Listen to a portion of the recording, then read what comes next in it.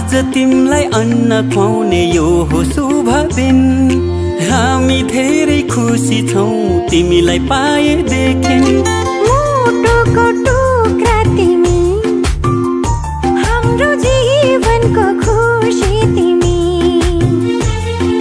मुटुको टुक्रा तिमी, हाम्रो जीवनको खुसी तिमी। आज तिमीलाई अन्न खुवाउने यो हो शुभ दिन। हामी